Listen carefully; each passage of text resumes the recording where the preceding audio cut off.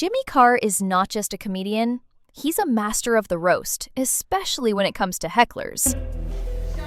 Shona. But what happens when an audience member thinks they can outsmart him?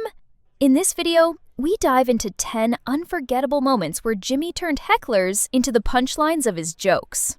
Our journey begins with a classic heckler blunder. One brave soul dared to shout, "Where's Alan?" right before Jimmy was about to deliver his punchline. Little did they know, this was a trap. The most annoying heckle that I get at gigs, I like it when people join in, I like a bit of a heckle and a bit of fun, but the most annoying one I get is when I've set up a joke, just about to do the punchline, and someone goes, invariably it's the same thing, so it's, "Where's Alan? Where's Alan?" It's not my like bête noir, it's just a bit annoying. "Where's Alan?" He's at your house, f***ing your dad. I think we all knew, including him, I think we all knew that was a trap.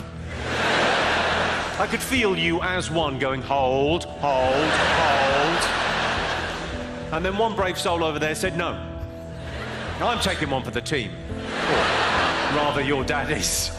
The audience erupted in laughter, and the heckler was left red-faced, proving that some questions are better left unasked. Next up, we meet a heckler named Shona, who thought she could give Jimmy relationship advice. Are you insane? What? I can't marry. You know why I can't get married? What's your name? Shona. Shona. What a beautiful name. Not the way you pronounce it, but generally. Some people have got their name and they don't have a nasal infection. So, Shona. It's not the end of Rocky. Jimmy, with his trademark wit, responded, "I can't get married, Shona, and I'll tell you why. I've been with her 24 years. She's the mother of my children. I can't get married. You know why, Shona? Because I'm a dreamer. I look at her and I love her.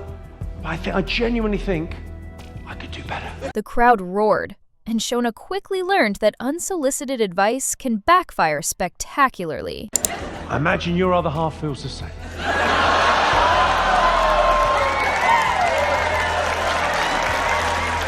Shona! Then there was the heckler who decided to stand up and disrupt the show. "Why are you not sitting down? I'm going toilet. Are you allowed to go on your own? You sound like a f***ing idiot."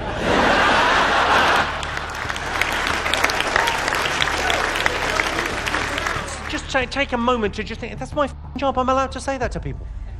Who else gets to do that?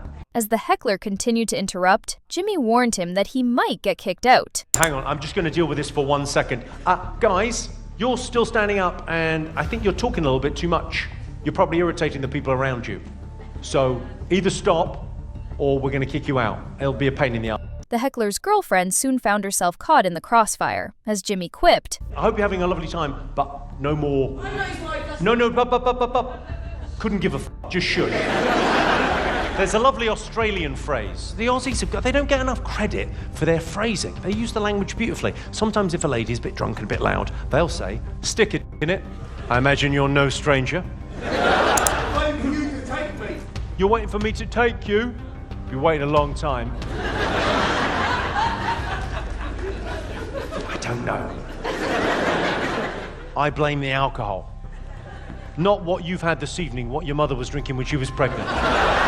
In another memorable encounter, a heckler mocked Jimmy's outfit, asking if he had run out of trousers in the kids section. Did I run out of trousers in the kids section? Ooh. There's a tubby kid that wants to whine. "Hey, fatty boom boom."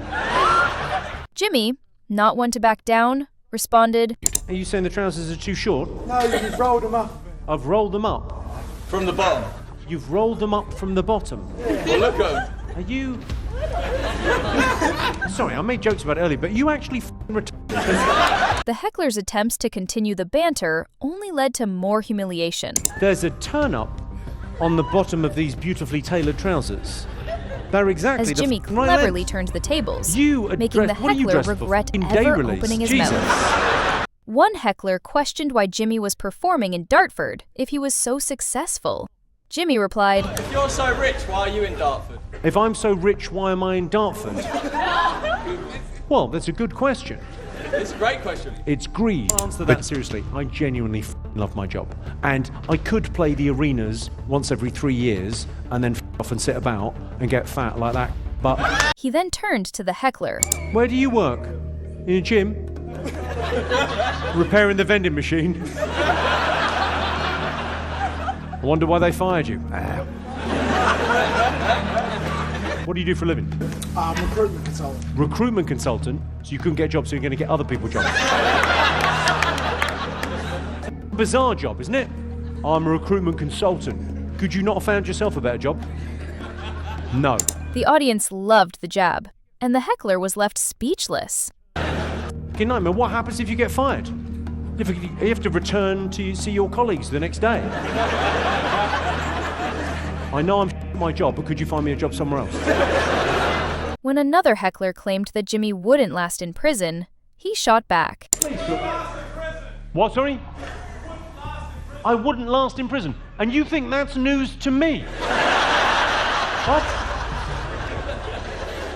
You're sitting up there going, oh yeah, this guy thinks he'd rule the prison. I don't think he'd get on well at all. Jimmy's quick wit left the heckler scrambling for a comeback as he flipped the insult on its head. Whereas I imagine you were a gentle and sensitive lover. I'm not going to put up a fight. He'll only tear it. One heckler, who worked in telecoms, tried to insult Jimmy's jokes. You build them the network. Ironically, you work in communications and can hardly string a sentence together. The audience loved the contrast between the heckler's profession and his poor delivery, leaving him utterly humiliated. As we approach the end, we have a heckler who thought he could win by cracking a rude joke about dating Jimmy's mum. Jimmy, unfazed, replied, I'm dating your mum. You're dating my mum. Any tips? Any tips? I would say there's a confidence that you get being a necrophiliac. Because you think you'll never be caught, but one day you will be caught. Some rotten will split on you.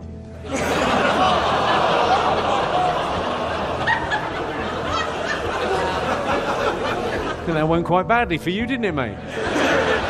The crowd erupted, and the heckler's bravado vanished in an instant.